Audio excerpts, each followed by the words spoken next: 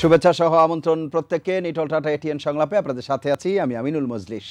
দর্শক, আপনারা জানেন সমসাময়িক এবং জনগুরুত্বপূর্ণ বিভিন্ন বিষয় নিয়ে আমাদের আলোচনা অনুষ্ঠান।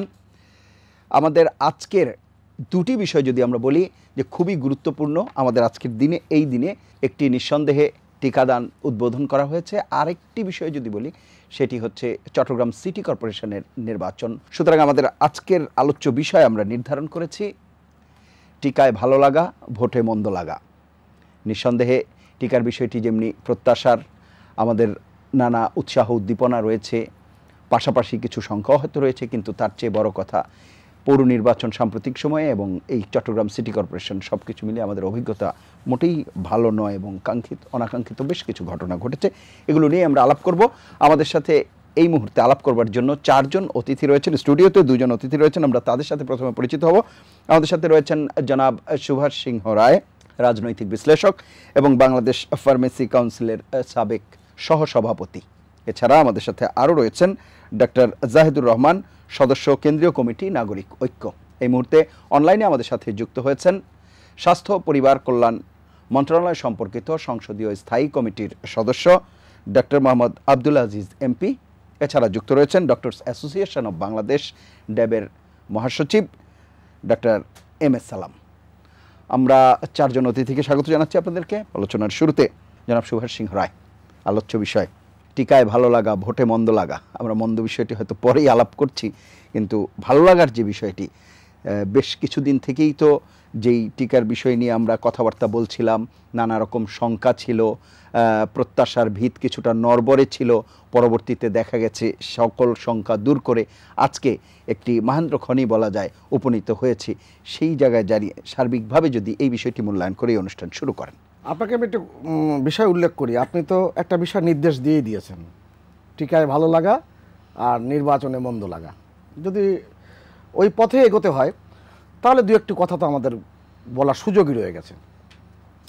রবীন্দ্রনাথ ঠাকুর একটা বিখ্যাত উক্তি করেছিলেন তার কালান্তের পর্বে, যে পৃথিবীর সমস্ত বড় বড় সভ্যতায় দুঃসাহসের সৃষ্টি। শক্তির দুঃসাহস, বুদ্ধির দুঃসাহস, আকাঙ্ক্ষার দুঃসাহস।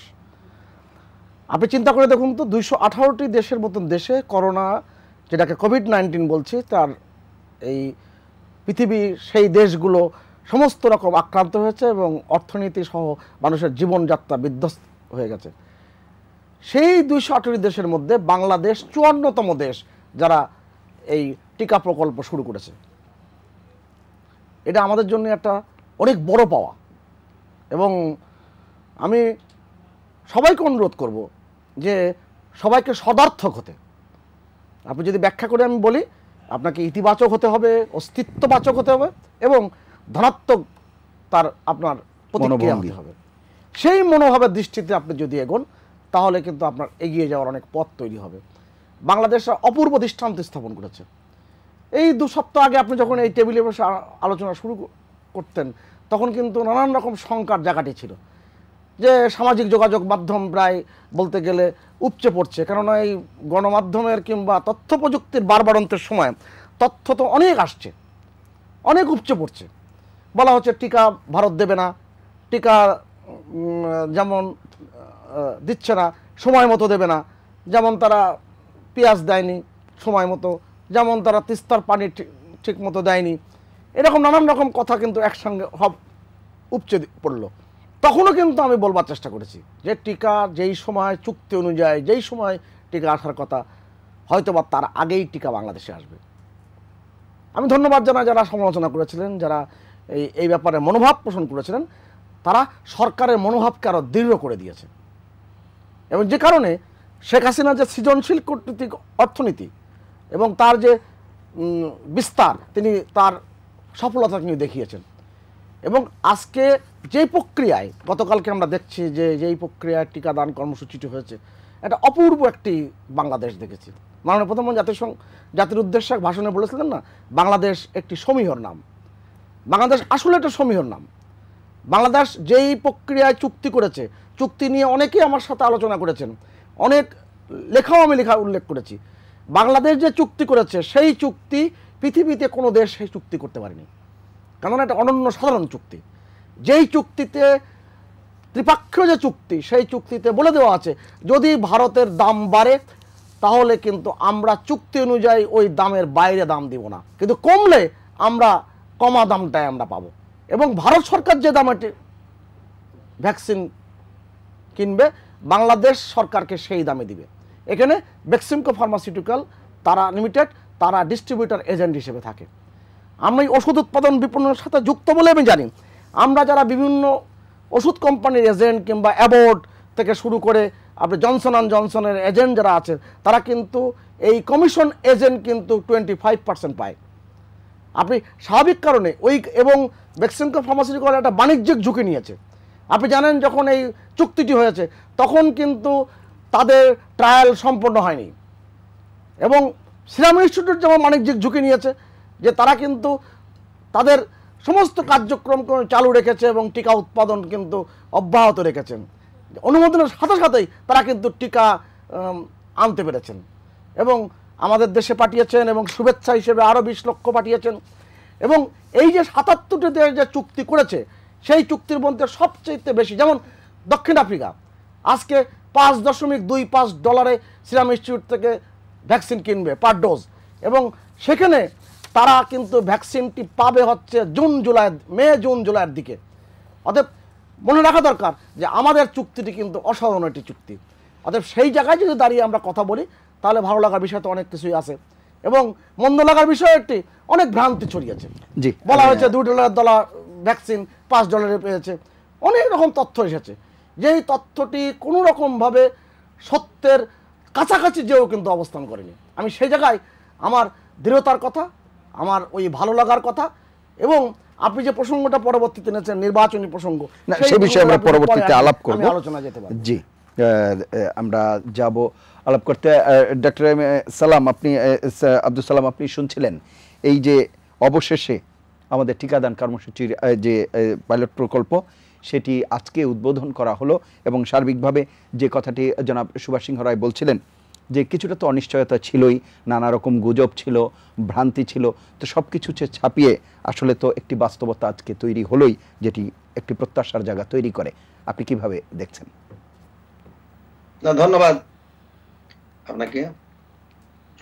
টিকা উদ্বোধন হয়েছে, এটার জন্য অবশ্যই আমরা সাধুবাদ জানাই, কিন্তু টিকা দেওয়ার যে পদ্ধতি বা সিলেকশন, এটি নিয়ে আমাদের প্রশ্ন আছে, বা আমার প্রশ্ন আছে। টিকা, প্রথমেই বলি টিকার দাম সম্বন্ধে যেটা বলছেন সুভাষ সিংহ ভাই, টিকা কিন্তু অ্যাকচুয়ালি অক্সফোর্ড অ্যাস্ট্রাজেনেকা যে টিকা বিক্রি করে সেটা হলো $2.70, কিন্তু আমাদের কিনতে হবে $5 দিয়ে। কথা ছিল গভর্নমেন্ট টু গভর্নমেন্ট চুক্তি হবে, এখানে থার্ড পার্টি একজন আসছে আপনারা জানেন। এতে দেশের সরকারের তো অবশ্যই দেশের আর্থিক লস হবে, এটা হলো বড় কথা। টিকা আসছে, এটা আমরা ধন্যবাদ জানাই। এখন টিকাটা, আমার প্রশ্ন এইটাই যে এই টিকাটা কিভাবে আসতেছে এবং কারা নিয়ে আসতেছে। বেক্সিমকো আমাদের দেশে একটা প্রোগ্রাম, এখানে ডাক্তার আছেন, আজিজ ভাই আছেন, উনি আরো ভালো জানেন। ইপে একটি প্রোগ্রাম যেটা 1979 সালে 7 জুলাই আরম্ভ হয়েছিল, যে টিকা বা ভ্যাকসিন দেওয়ার যে প্রসেস বা প্রক্রিয়া আমাদের দেশে কিন্তু চলমান, এবং এই দেশে টিকা দেওয়া কর্মী আছেন, সবই আছেন, এবং আমাদের স্টোর হাউসও আছে, সবকিছুই আছে। মাঝখানে বেক্সিমকো নিয়ে আসা হলো কেন, এটা নিয়ে আমাদের প্রশ্ন হলো যে জিনিসটা আমরা $2.70 পেতাম, সেটা আমাদের $5 কিনতে হচ্ছে। শুধু তাই নয়, এই টিকা আবার বাণিজ্যিক ভিত্তিতে নিয়ে আসা হচ্ছে, সে যেটা বিক্রি হবে $13 দিয়ে। এটাই নিয়ে আর আমাদের দেশের মানুষ টিকা যদি দিতে চান, ম্যাক্সিমাম 12 থেকে 12 কোটি লোককে টিকা দিতে হবে। তা আমরা টিকা পাচ্ছি 3 কোটি। আমাদের বন্ধু রাষ্ট্র ভারত, তারা আমাদেরকে দিয়েছেন 20 লক্ষ। এটা দিয়ে তো করতে গেলে, এবং প্রতি মাসে যদি 50 লক্ষ করে আসে, আমি যদি 12 কোটি লোককে টিকা দেই, তাহলে আমার লাগবে 4 বছর। 12 মানে 2টা করে ডোজ দিলে 24 কোটি, 4 বছর। আমার কথা হলো যে গভর্নমেন্ট যেটা বা সরকার যেটা টিকাটা করেছে, এটা উনি ডিরেক্টলি চুক্তি করতে পারতেন, বা কোম্পানির সাথে আগে যোগাযোগ করতে পারতেন, আবার অন্যান্য কোম্পানি যারা আছে আজকে, যা আমাদের সেগুলোর সাথে চুক্তি করতে পারতেন, তাদের সাথে আলাপ আলোচনা করতে পারতেন। সেটা করা হয়নি। এতে আমরা আর্থিকভাবে লস হয়েছি, বাংলাদেশ সরকার আর্থিকভাবে লস হয়েছে, দেশের জনগণ আর্থিকভাবে লস হয়েছে। আজকে দেখেন এই টিকা নিয়ে প্রশ্ন উঠছে, শুধু বাংলাদেশে না, ইন্ডিয়াও উঠেছে। ইন্ডিয়ার যারা দেখভাল করে অল ইন্ডিয়া ড্রাগ অ্যাকশন নামে একটা সংগঠন আছে, তারা বলছে যে এই টিকার ভালোভাবে পরীক্ষা নিরীক্ষা হয়নি ভারতে। তা ভারতে হয়নি, সেই টিকা আমাদের বাংলাদেশে আসছে। আমি টিকার নিয়ে সমালোচনা করবো না, কারণ টিকা সম্বন্ধে এই দেশের মানুষ সবাই সচেতন। আমরাও টিকা নিয়েছি, আমি নিজেও টিকা নিয়েছি, আমার ছেলে মেয়েরাও টিকা নিয়েছে, আপনিও টিকা নিয়েছেন। কারণ এই টিকা সম্বন্ধে বাংলাদেশের মানুষ সজাগ এবং টিকা আমরা নিব। কিন্তু দুঃখ হলো এই টিকা নিয়ে মানুষের মধ্যে এখন একটা বলতে গেলে অনাগ্রহ কেন। একটা রিপোর্ট আপনারা পেয়েছেন গতকাল, জানবেন যে ঢাকা ভার্সিটির স্বাস্থ্য অর্থনীতি বিভাগের যে রিপোর্টটা আসছে, সেখানে দেখা গেছে মাত্র 32% লোক টিকা নিতে আগ্রহী, 52% লোক বলতেছে এখন এই মুহূর্তে নিব না, পরে নিব, আর 16% লোক বলতেছেন তারা টিকাই নেবেন না। এটা এর কারণটা কি? এখানে নিশ্চয়ই সরকারের ব্যর্থতা আছে। আমরা মানুষের মধ্যে আগ্রহ জাগাইতে পারি। আমরা এই কারণটা একটু শুনে আসি। আমাদের সাথে রয়েছেন স্বাস্থ্য পরিবার কল্যাণ মন্ত্রণালয় সম্পর্কিত সংসদীয় স্থায়ী কমিটির সদস্য ডক্টর আব্দুল আজিজ। ডক্টর আব্দুল আজিজ, আপনি শুনছিলেন? একটা বাক্য যোগ করতে পারি আপনার অনুমতি নিয়ে? জি জি, আপনার অনুমতি নিয়ে একটা বাক্য যোগ করি। যে কথাটি এখানে বলা হলো সেটা আমি বিরুদ্ধচারণ করব না, কিন্তু একটু আমার তথ্যের কাছে যেতে হবে। বাংলাদেশ কোভ্যাক্স থেকে 6,80,00,000 টিকা পাবে। অতএব এটা কিন্তু আগেই নিশ্চিত হয়েছে এবং এটাও কিন্তু একটা প্রধানমন্ত্রীর একটা বড় অবদান। তিনি 4 জুনে তার এই সংলাপের মধ্য দিয়ে স্থির করেছেন। বাংলাদেশ প্রথম তহবিলে টাকা জমা দিয়েছে। আরেকটি ব্যাপার, $1 যোগ হবে, শুধুমাত্র $2.77 যদি হয় তার সাথে $1 যোগ হবে। এবং পৃথিবীতে সব জায়গায় সব দেশে চুক্তি হয়েছে, সব জায়গায় ডিস্ট্রিবিউটর এজেন্ট কিন্তু আছে। অতএব সেই কথাটি আমি খুব দৃঢ়তার সাথে বলতে চাই। জি, আপনি হয়তো সে বিষয়ে আরো বলবেন, জনাব আব্দুল আজিজ। আমার নেটওয়ার্ক আছে, ইপিআই নেটওয়ার্ক আছে, আমার স্টোর আছে, আমার সাপ্লাই আছে, আমার ট্রেনের লোক আছে। জি জি, আব্দুল সালাম, আপনি এই বিষয়টি বলেছেন। ডক্টর আব্দুল সালাম, এটার উত্তরটিও আমরা শুনবো। আমরা একটু ডক্টর আব্দুল আজিজের কাছে শুনে আসি। ডক্টর আব্দুল আজিজ এমপি, আপনাকে অসংখ্য ধন্যবাদ। এটিএম বাংলার অগণিত দর্শকদের ধন্যবাদ এবং বিজ্ঞ আলোচক যারা আলোচনায় অংশগ্রহণ করছেন তাদেরকে অসংখ্য ধন্যবাদ জানিয়ে কয়টি কথা বলবো। আসলে সালাম ভাই অনেক সুন্দর কথা বলছেন, কিন্তু একটু তথ্যগত ভুল আছে বলে আমি মনে করি। আপনি যে স্ট্যাটিস্টিকটা দিলেন অনেকগুলোই আমার কাছে একটু ঠিক না বলে আমার কাছে মনে হয়। কারণ হচ্ছে যে বেক্সিমকো কিন্তু $1 পাবে। এই মুহূর্তে যেটা বলা হয়েছে যে $4 দাম, সেটাও সুভাষ সিং দা বললেন, সেটাও সরকার কমায় $2.77 নিয়ে আসার চেষ্টা করছে। $1 বেক্সিমকো পাবে শুধু তারা ইন্ডিয়া থেকে নিয়ে আসবে এবং বাংলাদেশের বিভিন্ন প্রান্তে এবং উপজেলা পর্যন্ত তাদের নেতৃত্বে এই ভ্যাকসিনগুলা সরবরাহ করা হবে। আপনি জানেন যে ইন্ডিয়া থেকে আনা এবং প্রত্যেকটা প্রান্তে পৌঁছাতে গেলে ডেফিনেটলি একটা খরচ হয়, সেটা অস্বীকার করার উপায় নেই। সরকার আনা হয়নি, যে কারণে সেটা হচ্ছে যে সেরাম ইনস্টিটিউটের সাথে বাংলাদেশের একমাত্র কোম্পানি বেক্সিমকোর একটা কি বলে এমইউ আছে, আর কোনো কোম্পানি নাই। যদি থাকতো তাহলে শুধু বেক্সিমকো না অন্য কোম্পানির মাধ্যমে আনা যেত, কিন্তু সেটা সম্ভব না। কারণ হচ্ছে এমইউ শুধু বেক্সিমকোর সাথেই আছে, যেটা আর কারো নাই। সরকার আনতে গেলে যে প্রসিডিউর গুলো অবলম্বন করতে হয় সেটাতে আমরা দেখছি সেখানে বেশ কিছু সময় সাপেক্ষ, যার জন্য যেহেতু তাদের একটা আগে থেকেই একটা তাদের এমইউ আছে, যার জন্যই সরকার যত দ্রুত সম্ভব এই ভ্যাকসিন আনার জন্যই কিন্তু এই প্রসেসটা একটা গ্রহণ করছে। আমরা অত্যন্ত জোর গলায় বলি যে বাংলাদেশ সরকার মাননীয় প্রধানমন্ত্রী জননেত্রী শেখ হাসিনার নেতৃত্বে আমরা যখন করোনা যুদ্ধে জয়লাভ করছি বলবো এই কারণেই। অন্যান্য যে কোনো দেশের চেয়ে আপনি যদি তাকায় দেখেন, আজকে আমেরিকার কথা বলেন, আজকে যদি ব্রিটেনের কথা বলেন, জার্মানি, জাপান, যে কোনো দেশের কথা বলেন, তাহলে সেই সব দেশের চেয়ে কিন্তু করোনা যুদ্ধে আমরা অনেকটাই সফল। গতকালকে আমাদের ডায়াগনোসিসের সংখ্যা হলো 4%, যেটা 5%-এর নিচেই হলেই আমরা বলি যে সংক্রমণটা আমরা কন্ট্রোল করতে পারছি। দ্বিতীয় ওয়েভ আসবে কিনা আমরা এখনো জানি না। সবকিছু মিলে বিশ্বের সক্ষমতার দিক দিয়ে যদি আমরা বলি যে 20তম জায়গায় আমরা আছি, যেটা এই সাউথ ইস্ট এশিয়ার মধ্যে আর কোনো দেশ নেই। আপনি পার্শ্ববর্তী দেশ ভারতের কথা যদি চিন্তা করেন অথবা পাকিস্তানের কথা চিন্তা করেন, ভারতে দেখেন প্রতিদিন 1000 থেকে 1500 মানুষ মারা যাচ্ছে। পাকিস্তানের অবস্থা আরো ভয়াবহ, অন্যান্য দেশের কথা কিন্তু আরো খারাপ অবস্থা। যখন বিশ্বের অনেক দেশই এই করোনা ভ্যাকসিন পাওয়ার কথা চিন্তা করে নাই, সেক্ষেত্রে আমাদের মাননীয় প্রধানমন্ত্রী জননেত্রী শেখ হাসিনা দক্ষ নেতৃত্বে আমরা কিন্তু ভ্যাকসিন বাংলাদেশে এসেছে। অনেকেই মনে করছিল যে না, সরকার হয়তো বিভিন্ন রকম প্রলোভন দেখাচ্ছে, বিভিন্ন রকম কথা বলতেছে, ভ্যাকসিন বাংলাদেশে আসবে না।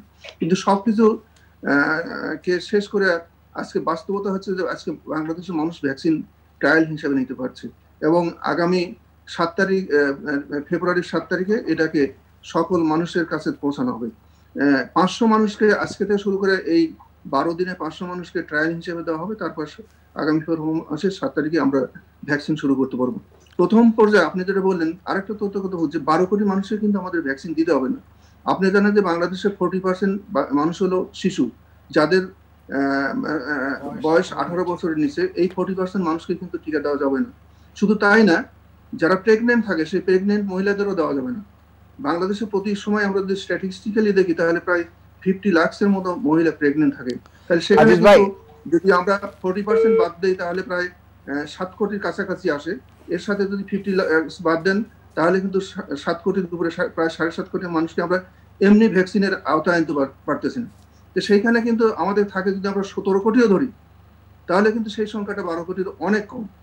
তো এই সবগুলো মানুষের কিন্তু টিকা লাগবে না। পাশাপাশি দীর্ঘদিন আমি বিভিন্ন টক শোতে বলে আসছিলাম যে যাদের বডিতে ইমিউনিটি তৈরি হয়েছে, ইতিমধ্যে আমরা যদি আপনারা জানেন গত পরশু আমি এর আগে বলছিলাম যে আমরা যদি অ্যান্টিবডি টাইটারটা করতে পারি তাহলে আমরা দেখতে পারবো যে বাংলাদেশে হয়তো 20 অথবা 30% ইতিমধ্যে হার্ড ইমিউনিটি ডেভেলপ করে গেছে।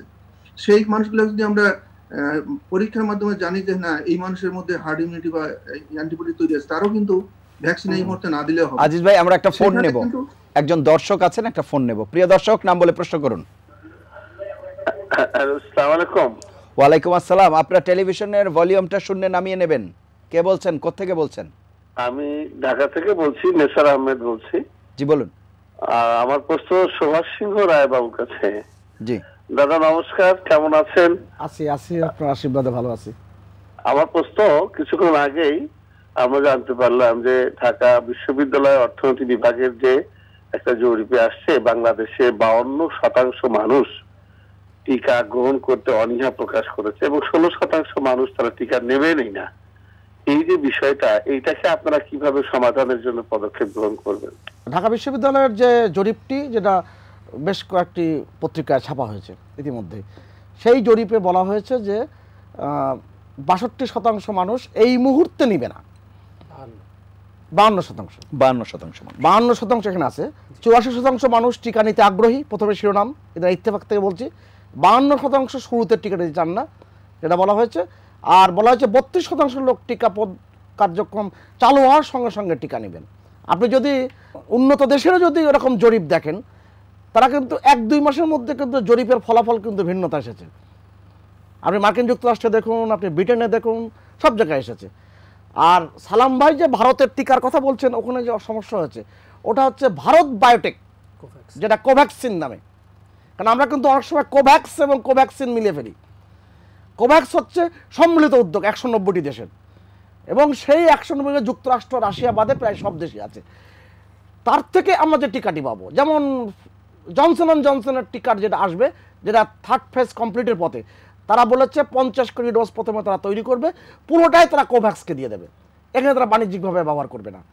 অতএব এই যে জরিপ যেটা বলছে, এটা কিন্তু সরকারকে সহায়তা করবে এক কাজের কারণে, যে যখন টিকাদান কর্মসূচিটি খুব সার্থকভাবে এগোবে এবং যখন মানুষের ফলাফল দেখবে, মানুষ যখন আশ্বস্ত হবে কোনো রকম পার্শ্ব প্রতিক্রিয়া হচ্ছে না এবং কোনো মানুষ নির্বিধায়, তখন কিন্তু আরও দ্রুত টিকাদানের দিকে এগিয়ে যাবে। আমি মনে করি এটা সরকারকে সহযোগিতা করবে। আমরা যাব ডক্টর জাহিদুর রহমান। কয়েকটা খুব গুরুত্বপূর্ণ প্রশ্ন এসেছে, আগে এই প্রশ্নগুলোর জবাব দেই। প্রথম কথাটা হচ্ছে, আমরা একটা কোম্পানির সাথে চুক্তি করেছি বা আমাদের খরচ যে বেশি, এটা তো প্রমাণিত। আসলে প্রমাণিত হচ্ছে, রয়টার্স একটা রিপোর্ট করেছে যে আমরা 47% বেশি খরচ দিয়ে ভারতের কাছ থেকে টিকা কিনছি, মানে ভারত যে খরচে কিনছে তার 47% বেশি। আমি হিসাব করে দেখেছি এতে 325 কোটি টাকা আমাদের 3 কোটি ডোজে বেশি দিতে হচ্ছে। 2 নম্বর কথা হচ্ছে, এজেন্ট লাগবেই, এই তথ্যটা ঠিক না। এটা আমি খোঁজ করে ফাইনাল করছি। আমি দাদা যেহেতু তথ্য দিচ্ছেন, দাদাকে আমি বলছি আপনি ভেরিফাই করে দেখবেন। ব্রাজিল কিন্তু G2G, হ্যাঁ, সেরামের সাথে কিন্তু কোম্পানির সাথে কোম্পানি চুক্তি অন্যরাও করেছে, একমাত্র আমরা করেছি তা কিন্তু না। G2G চুক্তিও কিন্তু হয়েছে, ব্রাজিল করেছে, এই খোঁজটা নিলেই জানা যাবে। এবং ডক্টর আব্দুল আজিজ কিন্তু বলেছেন যে সেটা একটু সময় সাপেক্ষ ছিল। আমাদের না, সমস্যাটা অন্য জায়গায় হয়েছে। ডক্টর আজিজ ব্রাজিল করছে, কোনে সরকারি ওষুধ কোম্পানি আছে। এক মিনিট আজিজ, ডক্টর আজিজ যেটা বলেছেন সেটার জবাব খুব জরুরি। উনি বলছেন বেক্সিমকো একমাত্র এজেন্ট, এই প্রশ্নটার জবাব দেওয়া খুব জরুরি। সার্কামস্ট্যান্সিয়াল এভিডেন্স বলে একটা লতে কথা আছে, যে আপনি পারিপার্শ্বিক অবস্থা বুঝে আসলে ঘটনা বুঝবেন। বেক্সিমকো কিন্তু আবহমান কাল থেকে তাদের সাথে কোনো চুক্তি করেনি। বেক্সিমকো সিরাম ইনস্টিটিউটের সাথে চুক্তি করেছে গত বছরের অগাস্টে, মানে তখন করোনা হয়েছে, ভ্যাকসিন আসবে এটা জেনে গিয়ে তারা চুক্তি করেছে, এবং এরপর সেই চুক্তির মধ্যে আমরা ঢুকেছি। এখন বেক্সিমকো কে? এখন আমি যদি বলি যে আমি কি প্রমাণ করব, কিন্তু আমরা খুব ভালো মতো জানি যে বেক্সিমকো অত্যন্ত গুরুত্বপূর্ণ একজন এখন এমপি, উনি এই সরকারি দলের এবং বেসরকারি বিষয়ক উপদেষ্টা ছিলেন তিনি দীর্ঘদিন মাননীয় প্রধানমন্ত্রীর। তাহলে আমরা এই অগাস্টে এসে চুক্তি করে আসা কি আমরা বলতে পারি না যে এর মধ্যে এই কারণটার জন্য সেটা করা হয়েছে? আমি খুব যুক্তি দিয়ে বলতে চাই সেই সন্দেহ করার যথেষ্ট যুক্তিযুক্ত কারণ আছে। আরও শুধু সেটা না, বেক্সিমকো বেসরকারি পর্যায়ে $13 বলছে। আমরা যদি তুলনা করি, ভারতেও কিন্তু বেসরকারি পর্যায়ে একটা পর্যায়ে বিক্রি হবে টিকা, সেই ক্ষেত্রে সর্বোচ্চ দাম হচ্ছে $8 হবে, 6 থেকে 8। আমরা এখানে 13.25, মানে এখানেও 40% বেশি দামে আমরা টিকা বিক্রির পারমিশন তাদেরকে দেব। এর মধ্যে 15 লাখ ডোজ কিন্তু বেসরকারি টিকা চলে এসছে। খুব ইন্টারেস্টিংলি আমাদের এই 50 লাখের আগে 20 লাখ উপহারের সাথে কিন্তু 15 লাখ বেসরকারিতে বিক্রি করার টিকা চলে এসেছিল, যদিও বলা হচ্ছে এটা এখনই দেওয়া হবে না, কিন্তু এটা চলে আসছে। আচ্ছা, আরেকটা খুব গুরুত্বপূর্ণ ব্যাপার যেটা দাদা খুব বলেন এবং আজকে ডক্টর আজিজ বললেন, ব্লুমবার্গের যে আমাদের 20তম অবস্থান করোনা নিয়ে, এই কথাটা খুবই গুরুত্বপূর্ণ বলা। আমরা এত ভালো করে ফেললাম, আমরা যে শুরু থেকে মনে করছি যে দাদা বলেন যে পজিটিভ মনোভাব, আমি মনে করি বিরোধীদের নেগেটিভ মনোভাব সেটা যদি যুক্তি দিয়ে হয় সেটাও কিন্তু পজিটিভ, সেটা গভর্নমেন্টকে হেল্প করা উচিত যদি গভর্নমেন্ট সেটাকে সিরিয়াসলি নিয়ে থাকে। ব্লুমবার্গে আমি গেলাম, ব্লুমবার্গের মেথোডোলজি পুরোটা আছে, ওটা আমি পুরোটা পড়েছি। পড়ার পর ব্লুমবার্গ এই স্টাডিটা করেছে দুটো কম্পোনেন্টকে নিয়ে। একটা হচ্ছে করোনার আক্রান্তের সংখ্যা, অ্যাক্টিভ কেসের সংখ্যা, মৃত্যুর সংখ্যা, এগুলো। আরেকটা হচ্ছে অর্থনৈতিক, এই দুটো ফ্যাক্টর। মজার ব্যাপার হচ্ছে তারা একটা হেডলাইনই করেছে, ইজ দ্য ডেটা রিলায়েবল? মেথোডোলজিতে আছে, আপনি চেক করে নিতে পারেন। তো ওখানে তারা বলছে করোনার এই যে টোটাল আক্রান্ত মৃত্যুর যে ডেটা, সেটা আমরা খুব সহজে পাই না। সো আমরা জন হপকিন্সের ডেটা নিয়েছি, যেটা মূলত সরকারি ডেটার উপর ভিত্তি করে করা হয়েছে। সেই ভিত্তিতে করা হওয়ার কারণে ব্লুমবার্গ বলছে এই ডেটার রিলায়েবিলিটি নিয়ে আমরা গ্যারান্টি দিতে পারি না। আপনি চাইলে আমি একদম ওরা আক্ষরিক অর্থে ইংরেজিতে কি বলেছে আমি পড়ে শোনাতে পারবো। আচ্ছা, এক নম্বর হলো এটা। এখন আমরা কি করছি জানেন, যে আমরা পাকিস্তান ভারতের চেয়ে কম আক্রান্ত বলছি, আমরা টেস্ট কত কম করছি সেই প্রথম থেকে। এখন বাংলাদেশ প্রতি মিলিয়নে 21,000 টেস্ট করছে, আপনি ওয়ার্ল্ডোমিটারে যান, পাকিস্তান করছে 33,000 আর ভারত করছে 1,20,000। সো আপনি যদি টেস্ট বাড়ান, আক্রান্তর সংখ্যা বেশি দেখাবে এবং তাতে মৃত্যুর সংখ্যাও বেশি দেখাবে, তাতে আপনার ওই ব্লুমবার্গের র্যাঙ্কিংয়ে আপনি পেছনে পড়বেন। আর অর্থনীতি নিয়ে আমরা একটু ভালো করেছি, এটা সত্য। ভারতের যেখানে জিডিপির শ্রিঙ্কিং হয়েছে, আমাদের কিছুটা গ্রোথ হয়েছে। এই গ্রোথটাকেও আমি ব্যক্তিগতভাবে মনে করি যে এটা কখনো খুব পজিটিভ ব্যাপার না। কারণ হচ্ছে ভারত বিপদে পড়েছে বিকজ তারা খুব স্ট্রিক্ট একটা লকডাউন দিয়েছে। ওই লকডাউনে কাজ হয়েছে কিনা ডিফারেন্ট আলোচনা, বাট তারা 3 মাস অলমোস্ট সব কিছু বন্ধ করে দিয়েছিল। আমরা ঝুঁকি নিয়ে সব চালু রেখেছিলাম তথাকথিত সীমিত পরিসরে স্বাস্থ্যবিধি মেনে, কিন্তু সবই ঠিকঠাক মতো চলেছে। সো আমরা ঝুঁকি নিয়ে মানুষকে ছেড়ে দেওয়ার ফলস্বরূপ আমাদের একটু পজিটিভ অবস্থায় এসছে। এখানে খুব ইন্টারেস্টিং একটা তথ্য দর্শকদের জেনে রাখা উচিত হবে। IMF যখন বলেছে যে এই বছর আমাদের মাথাপিছু জিডিপি ভারতকে ছাড়িয়ে যাবে, সেখানেই বলেছে এটা 1 বছরের জন্য।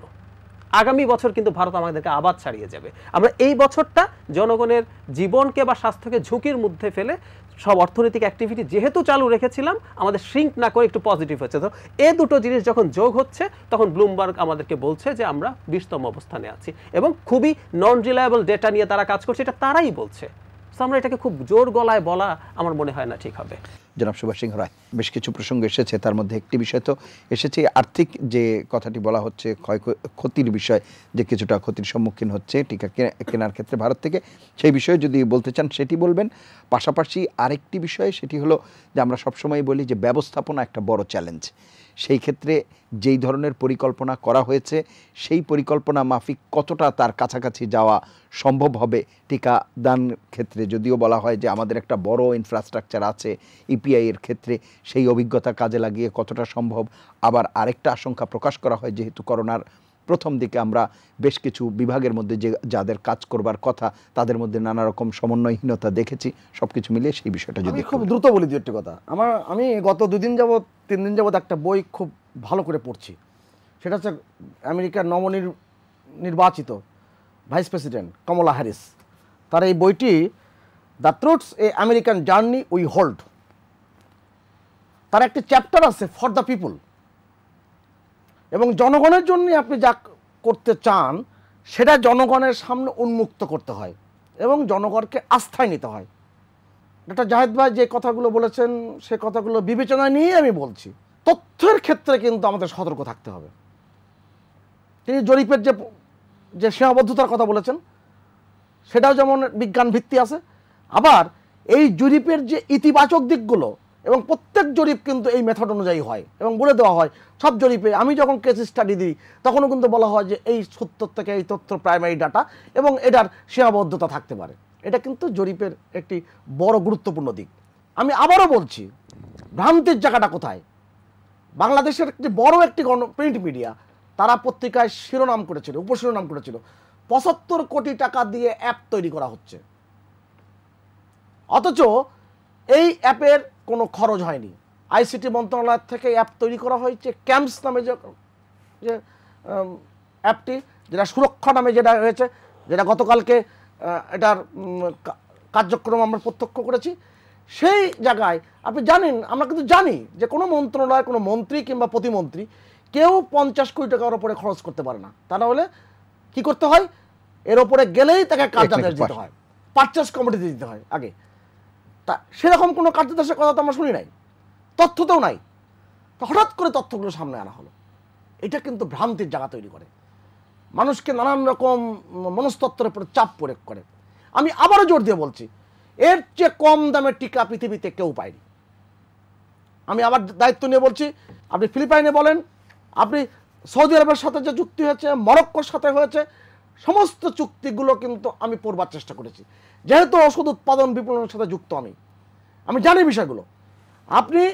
আমি এখনও দায়িত্ব নিয়ে বলছি, ভারত সরকার যে দামে পাবে তার সাথে $1 যুক্ত হয়েছে।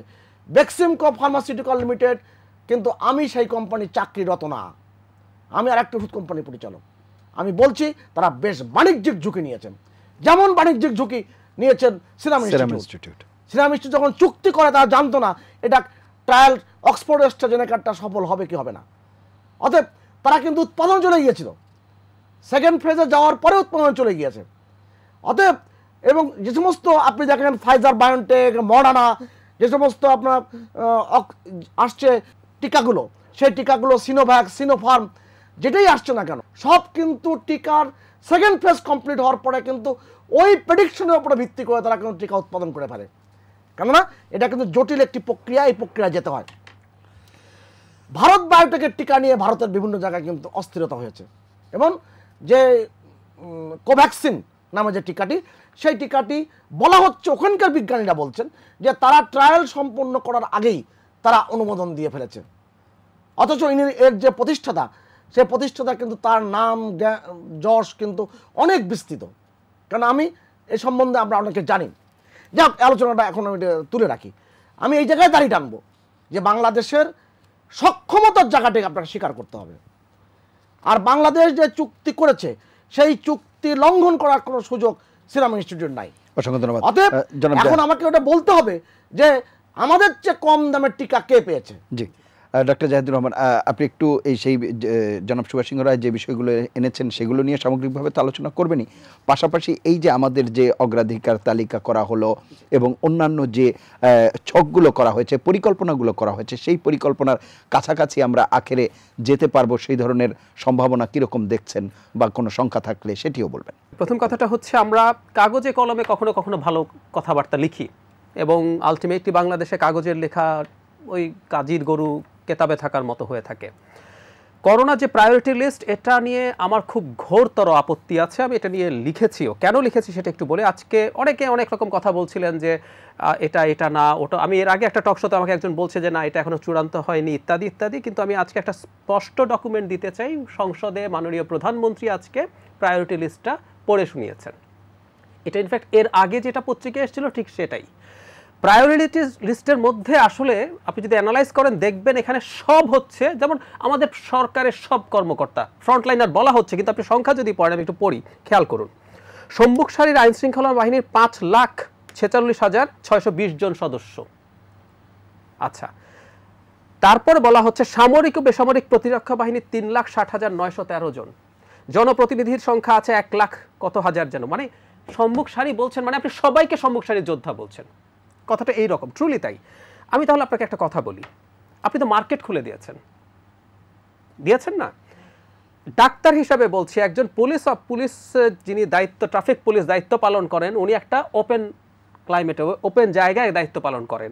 ওনার চাইতে একজন দোকানের কর্মচারীর ঝুঁকি অনেক গুণ বেশি, কারণ ও একটা বদ্ধ কনফাইন্ড জায়গায় কাজ করে এবং অনেক বেশি মানুষের ক্রাউড তৈরি। আপনি মার্কেটগুলোতে গিয়ে দেখেন কি পরিমাণ ক্রাউড ওখানে তৈরি হয়েছে। হ্যাঁ, বিজ্ঞান তাই বলে। আমি মানে যে কোনো, এখানে বাকি দুজন, এখানে ডক্টর আজিজ আছেন মাননীয় সংসদ সদস্য, উনিও সেটা ভালো বুঝবেন। তাহলে আমি তো বলি যদি টিকার প্রায়োরিটি দিতে হয় তাহলে আপনি দোকানের কর্মচারী যে মার্কেটে কাজ করে তারটা বাহিনীগুলোর আগে, স্ট্রেট অ্যাওয়ে, এটাই বিজ্ঞান। কিন্তু আপনি করছেন না। আসলে এখন সমস্যাটা কোথায় দেখুন, প্রথম তালিকার মধ্যে 6 লাখ সামথিং আছে ক্যান্সার, যক্ষা ইত্যাদি জটিল রোগে আক্রান্তদের জন্য। ছোট্ট পরিসংখ্যান দিই, বাংলাদেশে ক্যান্সার আক্রান্ত রোগীর সংখ্যা খুব সঠিক পরিসংখ্যান নেই, মানে কম করে ধরেও যে সংখ্যাটা সেটা হচ্ছে 20 লক্ষ। আর টিবি রোগীর সংখ্যা কম করে ধরে হলেও 40 লক্ষ, মানে 60 লাখ আছে ক্যান্সার এবং টিবি আক্রান্ত। আচ্ছা, এখানে একটা খুব ইন্টারেস্টিং তথ্য দিই যে ব্রিটেনে প্রায়োরিটি লিস্টে এরকম, প্রথম হচ্ছে বৃদ্ধাশ্রমে থাকা প্রত্যেকটা মানুষ এবং তাদের কেয়ার গিভার 1, 2 হচ্ছে 80 বছর বয়সের বেশি এবং ওরা একটা মাত্র পেশাকে বলেছে ফ্রন্টলাইনার, সেটা হচ্ছে হসপিটাল স্টাফ, ডক্টর, নার্স এবং অন্যরা। 3rd 75 and more. 4th কারা জানেন? খুব ইন্টারেস্টিং, 18 নিচে টিকা দেওয়ার কথা না, কিন্তু ব্রিটেন বলছে 16 থেকে শুরু করে যে কোনো বয়সের মানুষের কয়েকটা জিনিস যদি থাকে তাহলে আমরা 3rd স্টেজে তাকে প্রায়োরিটি দেবো। সেটা তার যদি ক্যান্সার থাকে, তার যদি অর্গান ট্রান্সপ্লান্ট হয়, অথবা তার লাংয়ের যদি কোনো সিরিয়াস ডিজিজ, যেমন আমরা এখন যক্ষার কথা বলছি, তারপর তারা 70-এর বেশি, 65, মানে ওখানে একটা পেশা ছাড়া ইনভেরিয়েবলি সম্মুখ সারির যোদ্ধা বলে সবাইকে টিকা দিয়ে দিচ্ছে না। এটা ইনসাফ না। ইনসাফ না কেন? 3,40,00,000 টিকা আপনি পাবেন, তাতে আপনি এর অর্ধেক করুন, 1,60,00,000 মানুষকে বা 70 লাখ মানুষকে আপনি দিতে পারছেন। তাহলে আপনার প্রায়োরিটি কার হওয়া উচিত ছিল? থিওরিটিক্যালি বলছি, আমাদের বাহিনী, সরকারি কর্মকর্তা, অনেক ইয়াং মানুষ আছেন। আমি যখন টিকা কম আছে ও করোনা আপনি হতে দেন, যেহেতু আপনার নাই। আমি কিন্তু টিকা কম কেন এই প্রশ্ন সরকারকে করছি না, কারণ আমি জানি টিকার ক্রাইসিস কেমন আছে, ভালো টিকা আনার জন্য। এবং নিশ্চিতভাবেই অক্সফোর্ডের টিকাটা এখন পর্যন্ত টিকার মধ্যে ভালোগুলোর মধ্যে একটা নানান হিসেবে। তো আমি ওটা বলছি না। তো আপনার হাতে যদি এই রিসোর্স থাকে, আপনি আসলে কাকে দেওয়ার কথা ছিল? আপনি তা না করে ইনভেরিয়েবলি মানুষকে দিচ্ছেন, এটা কোনোভাবেই বিজ্ঞান হতে পারে না। আরেকটা কথা একটু বলি, WHO একবার একটা গাইডলাইন ছিল, অনেকে বলছেন এটা ফলো করা হচ্ছে। আমি তাহলে পাল্টা একটা প্রশ্ন করি, ব্রিটেন কি আমাদের চেয়ে কম বিজ্ঞান বোঝে? ব্রিটেনের যে তালিকা বলেছে আমি বলেছি, কারণ হচ্ছে এটা একটা লেখার খাতিরে আমি ওটা বের করে পুরোটা ডিটেইল পড়ে ওদের NHS এর যে লিস্ট সেটা থেকে আমি এই তথ্যটা দিলাম। তাহলে আমরা কি করতাম? আমরা যদি এই ক্যাটাগরিগুলো রাখতাম, কোমরবিডিটি রাখতাম, তাহলে কোনো সরকারি কর্মকর্তা যদি বয়স অথবা কোমরবিডিটি থাকে উনি পাবেন। ডক্টর আব্দুল আজিজের বোধহয় এই প্রসঙ্গে উত্তর রয়েছে। ডক্টর আব্দুল আজিজ, আপনি শুনছিলেন। আপনি জানেন যে বাংলাদেশ সরকার বা স্বাস্থ্য মন্ত্রণালয় যে প্রায়োরিটি লিস্ট করছেন সেটা কিন্তু অল হেলথ অর্গানাইজেশনের রিকমেন্ডেশন নিয়েই ফিক্সড করা হয়েছে, এবং যারা ফ্রন্ট ফাইটার বলতে হেলথ ওয়ার্কার যারা, তাদেরকেই প্রথম প্রায়োরিটি লিস্টে দেওয়া হয়েছে। তারপরে যারা কি বলে প্রশাসনের বলতে যারা আইন শৃঙ্খলা দেখেছেন, আমি একটু বলি, তাদেরকে দেওয়া হয়েছে। কারণ আপনি করোনা সংক্রমণের পরে দেখবেন যে ব্যাপক সংখ্যক পুলিশ, র্যাব এবং আইন শৃঙ্খলার সাথে যারা সম্পৃক্ত তারা কিন্তু আক্রান্ত হয়েছে। কি বলে গণমাধ্যমের লোকগুলাকে প্রায়োরিটি দেওয়া হয়েছে, 60 ঊর্ধ্ব মানুষকে প্রায়োরিটি দেওয়া হয়েছে, মুক্তিযোদ্ধাদের দেওয়া হয়েছে। আমি জানি না আপনি কি বোঝাতে চাচ্ছেন, গভর্নমেন্টের এখানে ফল্ট কি আমি বুঝি না। এবং এটা কিন্তু অবশ্যই করা হয়েছে অল হেলথ অর্গানাইজেশনের রিকমেন্ডেশন নিয়ে। এবং এখানে অন্য কিছু পাশাপাশি আপনি যেটা বলছেন, অবশ্যই সরকার যে যাদের কোমরবিডিটি আছে, ডায়াবেটিস বলেন, হাইপারটেনশন বলেন, লাং ডিজিজ বলেন, সেগুলোকে তো অবশ্যই প্রায়োরিটি দেওয়া হবে। অর্থাৎ যাদের ইমিউনিটি কম আছে সেই মানুষগুলোকেই প্রায়োরিটি দিয়ে ঠিক করা হয়েছে। আমরা ইনিশিয়ালি 6 মাসের মধ্যে, সালাম ভাই যেটা আরেকটা জিনিস বলছেন, আমি মনে করি ভুল তথ্য দিয়েছেন, 6 মাসের মধ্যে আমরা 3,20,00,000 ভ্যাকসিন পাবো, যেটা 1,60,00,000 মানুষকে আমরা দিতে পারবো। এরপরেই আমাদের বাংলাদেশে আসবে গাভী এবং অন্যান্য সংস্থা থেকে 4,90,00,000 ভ্যাকসিন।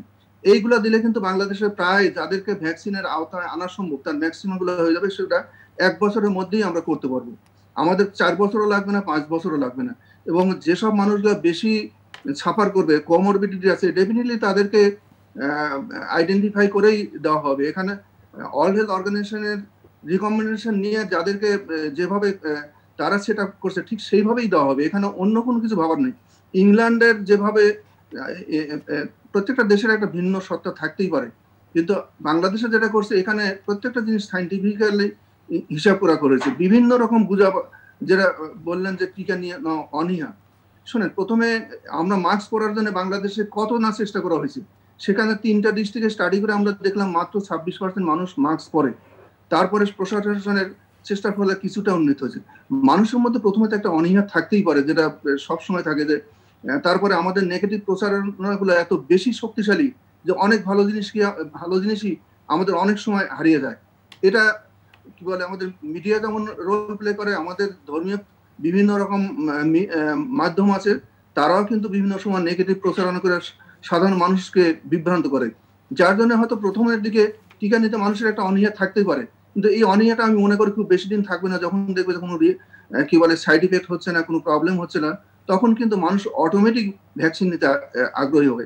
এখন মনে হচ্ছে ভ্যাকসিন হয়তো কেউ নিবে না। আমি মনে করি যে যখন দেখবে যে না, ভ্যাকসিনের কোনো সাইড ইফেক্ট নাই, ভ্যাকসিন অবশ্যই উপকার আসতেছে, ডেফিনেটলি তখন মানুষ আরো সম্পৃক্ত হবে। এবং আমরা যদি অবশ্যই গণসচেতনতা তৈরি করতে পারি, সামাজিক আন্দোলন তৈরি করতে পারি, যেমন নো মাস্ক নো সার্ভিস আমরা বাংলাদেশে চালু হয়েছে, এখন কিন্তু অনেকেই শহরে মাস্ক পরে। এরকম যদি আমরা বলি যে ভ্যাকসিনের যে যদি না হয়, তাকে গণপরিবহনে উঠতে দেওয়া হবে না, তাকে মসজিদে যেতে দেওয়া হবে না, অথবা অন্যান্য ধর্মীয় প্রতিষ্ঠানে যেতে দেওয়া হবে না, তাহলে কিন্তু অবশ্যই মানুষ টিকা নেবে। এটা জাস্ট একটা সামাজিক আন্দোলন দরকার, মানুষের মধ্যে সচেতনতা দরকার। এবং এখন পর্যন্ত যে প্রসঙ্গগুলা তুললেন, আমি মনে করি যে অনেকগুলাই ঠিক না। সরকার চেষ্টা করে যাচ্ছে স্বচ্ছতার সাথে, যেটা আসলেই দরকার সেই কাজগুলো করে যাচ্ছে। দাম বেশি নেওয়ার যেটা সুভাষ সিংহ ভাই দাদা বলছেন, আমার মনে হয় না এগুলো নিয়ে আর আলোচনার বিষয় আছে। অসংখ্য ধন্যবাদ জনাব আব্দুল সালাম। আপনি শুনছিলেন টিকা প্রসঙ্গে তো আমরা বেশ কিছুক্ষণই আলাপ করলাম। এই পর্বে এসে আমরা যে বিষয়টি আমরা আজকে নির্ধারণ করেছিলাম যে টিকায় ভালো লাগা, ভোটে মন্দ লাগা, নিঃসন্দেহে চট্টগ্রাম সিটি কর্পোরেশনের যে নির্বাচন অনুষ্ঠিত হলো, বেশ কিছু ঘটনা ঘটেছে যেটি অনাকাঙ্ক্ষিত আমরা বলছি।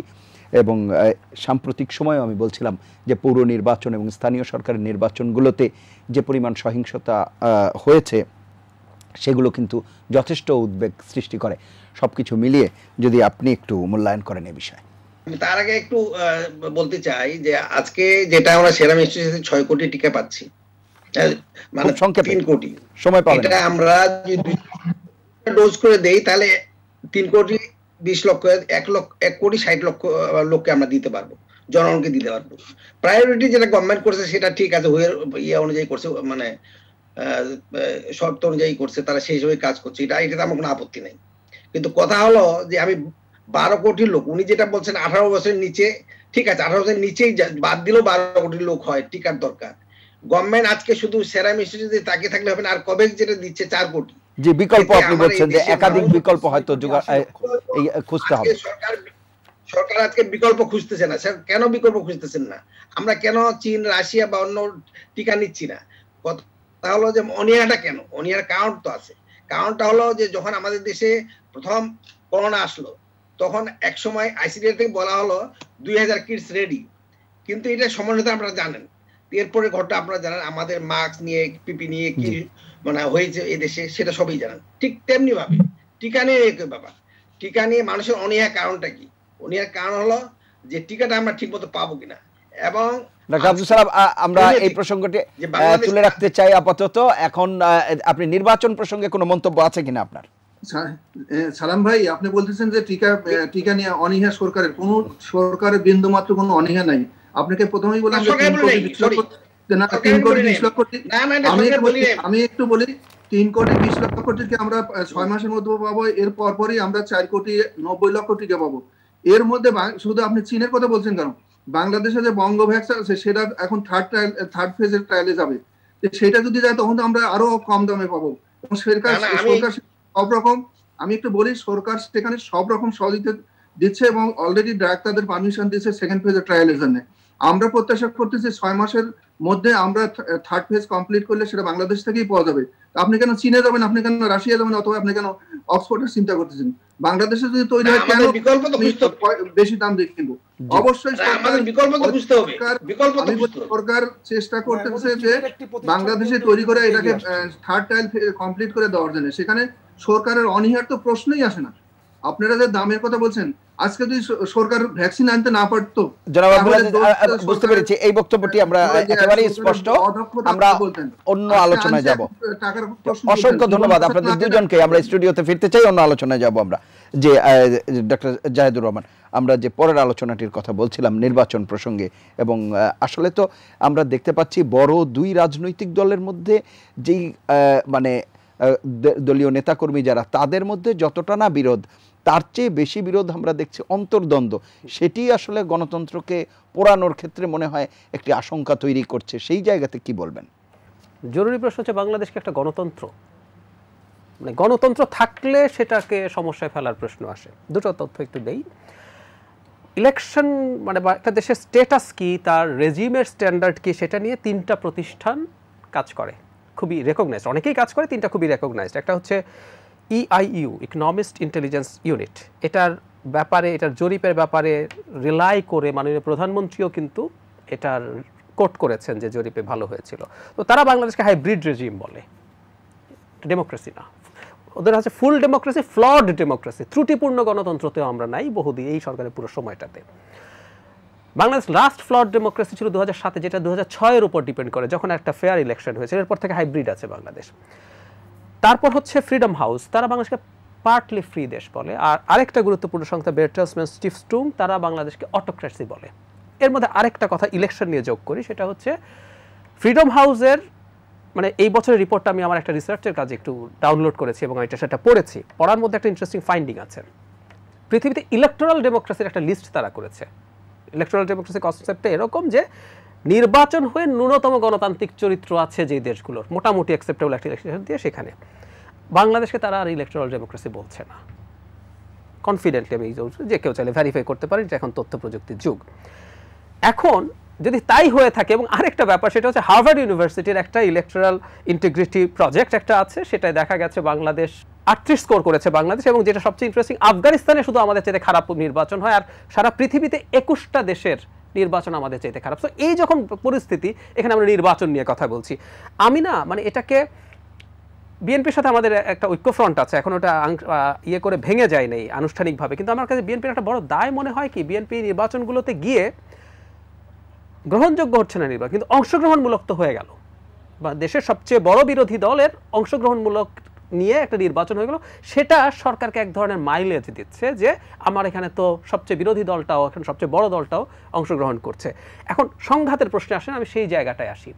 সংঘাত মোটেও ভালো কিছু না, কিন্তু সংঘাত হওয়ার জন্য, সংঘাত যদি হয় তখন একটা পারসেপশন তৈরি হয়। আমরা কোনো দিনও চাই না একটা সংঘাত হোক, নিহত দূরে থাকুক, একজন মানুষ আহতও হোক। আমরা সেরকম একটা রাষ্ট্রের স্বপ্ন দেখি, তেমন একটা গণতন্ত্রের স্বপ্ন দেখি। কিন্তু সংঘাত হলেও না একটা জিনিস বোঝা যায়, সেটা হচ্ছে কি শক্তির এক ধরনের ভারসাম্য আছে, যে দুই পক্ষের সাথে বিএনপিকে স্টেট মেশিনারি যে জায়গায় নিয়ে গেছে, যে পরিস্থিতিতে ফেলে দিয়েছে, ওখানে সংঘর্ষ তো না হবারই কথা। আচ্ছা, কোথায় হচ্ছে দেখুন, বিদ্রোহী প্রার্থী চিটাগংয়ে যে মারা গেছেন, সেটাও কিন্তু দুটো আওয়ামী লীগের একজন বিদ্রোহী প্রার্থীর সাথে। ফলে যেটা হলো, যিনি নমিনেশন পেলেন তার একটা প্রশাসন বা দলের উপরে যে প্রভাব আছে সেটা আছে, আর যিনি আউটগোয়িং, যিনি তা না চেয়েছিলেন, তারও কিন্তু সেই রকম জায়গাটা আছে। সো যুদ্ধটা ওখানে হচ্ছে, যুদ্ধটা তাহলে ওখানেই হওয়ার কথা, কারণ ওখানে শক্তির এক ধরনের একটা ভারসাম্য আছে, এদিকে শক্তির কোনো রকম কোনো ভারসাম্য নেই। আমরা একটু সুভাষ সিংহ রায়ের কাছে শুনে আসি। জনাব সুভাষ সিংহ রায়। না, আমি তো ফ্ল্যাশব্যাকে যেতে পারতাম, তা আমি ফ্ল্যাশব্যাকে আর গেলাম না। না, এবং সেই সময় যেই হার্ভার্ডের তথ্যের কথা দিলেন, একটা জাহিদকে চমৎকার করে দিয়েছেন, সেখানেও যদি আমি ওইটাকে ধরে নিই, পারসেপশন অফ ইলেকটোরাল যে ইন্ডেক্স, আমি একটা জিনিস একটু যোগ করি। রিসার্চের একটা ইন্টারেস্টিং ফাইন্ডিং আছে, 12 থেকে 18 পর্যন্ত সব নির্বাচন নেওয়ার কথা, বাংলাদেশের 18 সালেরটা নেওয়া হয়নি, তারা যথেষ্ট ডেটা পায়নি। মানে বাংলাদেশের শুধুমাত্র 14 সাল নিয়েই আমাদের নিচে মাত্র 21টা আছে, 18 নিলে সম্ভবত আমরা শেষ দিক থেকে ফার্স্ট হতাম। আবার নিশ্চয়ই এই পথে আমরা এগোতে পারবো। ওই হার্ভার্ডের ওই এতেই দেখবেন পারসেপশন অফ ইলেকটোরাল ইন্ডেক্স, সেই ইন্ডেক্স তারা যে করেছিল, তারা বলেছিল পৃথিবীতে যে 10টি দেশে খুব ভালো নির্বাচন হয় তার মধ্যে বাংলাদেশ নাই। পৃথিবীতে সবচেয়ে খারাপ যে 10টি নির্বাচন হয় তার মধ্যেও বাংলাদেশ নাই। এটা ওই ডাটার অনুযায়ী, যে ডাটার কথা উল্লেখ করলেন। আমি আপনাকে যে কথাটিকে এখানে বলতে চাই, আন্ডারলাইন করতে চাই, যে গণতন্ত্র কিন্তু যে ফর দ্য ডেমোক্রেসি কমলা হ্যারিসের যে বইয়ের যে চ্যাপ্টারটির কথা উল্লেখ করলাম, আপনাকে গণতান্ত্রিক অভিযাত্রায় যখন এগোতে হবে তখন রাজনৈতিক সংস্কৃতির বিকাশের প্রয়োজন, এবং শুধু সরকারি দল সব কিছু করতে পারবে না। কিন্তু ওনার ভাষায় তো এখন সরকারি দলই সংঘাতে জড়িত। শেষ করি। আপনি প্রথমে যে শিরোনামটি দিয়েছেন মন্দ লাগা, অবশ্যই মন্দ লাগা। এই 3 জন প্রাণহানি ঘটবে, কারণ আমরা তো 80-র দশকে প্রথমে ঢাকা বিশ্ববিদ্যালয়ের ছাত্র হয়েছি। আমরা ইউনিয়ন পরিষদ নির্বাচন হলেই ভয় পেতাম, যে শুধু পত্রিকা পরের দিন বিকেলবেলা দুপুরবেলা, আর জেলা শহরে তো 2 দিন পরে পত্রিকা যেত ওই সময়। সেখানে তথ্য কতটুকু আসতো না সেই ইয়ে করছি না আমি। তখন শুধু দেখতাম যে শুধু নিহত এবং আহতের সংখ্যা, কি নিয়ে না যুদ্ধ হতো। তা আমি সেই জায়গার থেকে আমরা কতটুকু উত্তরণ করতে পেরেছি। গত 2 ধাপে যে নির্বাচনটা হয়েছে পৌরসভাগুলোতে, যে পত্রিকা মানে সমালোচনা করেছেন, তথ্য দিয়েছেন, সেই তথ্য দেওয়ার পর ছবি যে বড় করে চেপেছেন, প্রত্যেকটা ছবি কিন্তু ভোটারের লাইন, অর্থাৎ ভোটারবিহীন নির্বাচন এটা বলার কোনো সুযোগ নাই। আমি একটু বলে রাখি, বাংলাদেশ চলছে, এখানে একজন মাননীয় সংসদ সদস্য আছেন, আমি তাকে শুনিয়েই বলছি, বাংলাদেশ চলছে আপনার পার্লামেন্টারি ডেমোক্রেসি ফর্মে, অত লোকাল গভর্নমেন্ট চলছে কিন্তু প্রেসিডেন্সিয়াল ফর্মে। কেননা আপনি কলকাতা দেখেন, ভারতের বিভিন্ন রাজ্য দেখেন, ব্রিটেন দেখেন, আপনি কাউন্সিলর প্রথমে নির্বাচিত হয়, তারপরে কাউন্সিলররা কিন্তু নির্বাচন করে হচ্ছে মেয়রকে। আমাদের এই জায়গাটা আসা উচিত ছিল, জানি না কবে আমরা আসতে পারবো, নিশ্চয়ই আমরা আসতে পারবো। কারণ এই সরকারের সময় সমস্ত নির্বাচন কমিশন যেমন আপনার প্রধানমন্ত্রী কার্যালয় থেকে বিচ্ছিন্ন হয়েছে, তেমন অগ্রগতির জায়গা হচ্ছে সবকটি সিটি কর্পোরেশন একই আইন দ্বারা পরিচালিত হচ্ছে। আমরা অগ্রগতিগুলো চিন্তা করতে হবে। আমি একটু আগে বলেছিলাম যে আমাকে সদার্থক হতে হবে। আরেকটি যে ব্যত্যয়ের জায়গাটি, সেটা হচ্ছে আপনি মেয়রদের প্রতীক দিচ্ছেন, প্রার্থীদের প্রতীক দিচ্ছেন, অথচ দলীয় আর এক ব্যক্তিকে আপনি কাউন্সিলরে ওই দলের প্রতীক দিচ্ছেন না, কিন্তু দলীয় মনোনয়ন তারা পাচ্ছেন ঠিকই, মনোনয়ন পাচ্ছেন ঠিকই। এবং যত সংঘর্ষের সূত্রপাত আর যত রকম গন্ডগোল সব কিন্তু এই কাউন্সিলর কেন্দ্র করেই। এই জায়গাটায় আপনার আমাদের কাজ করবার অনেক কিছু আছে, এবং রাষ্ট্র ব্যবস্থাপনায় আপনি যদি এগোতে চান, আপনার অনেকগুলো বিষয় নিয়ে আপনার কাজ করতে হবে। এবং লোকাল গভর্নমেন্ট যতদিন শক্তিশালী না হবে, আমাদের এই যে অসংখ্য ধন্যবাদ। এই যে অগ্রগতির জায়গাটি, জনাব এম এস সালাম এবং আব্দুল সালাম এবং আব্দুল আজিজের কাছে যাব। জনাব আব্দুল সালাম, যদি আপনি কিছু যুক্ত করেন। আজকে নির্বাচন সম্বন্ধে কিছুটা বলি, চিটাগাং নির্বাচন সম্বন্ধে। জি, আমাদের গণতন্ত্র ব্যবস্থাকে প্রতিষ্ঠা করতে গেলে নির্বাচন একটা কিন্তু পূর্ব শর্ত।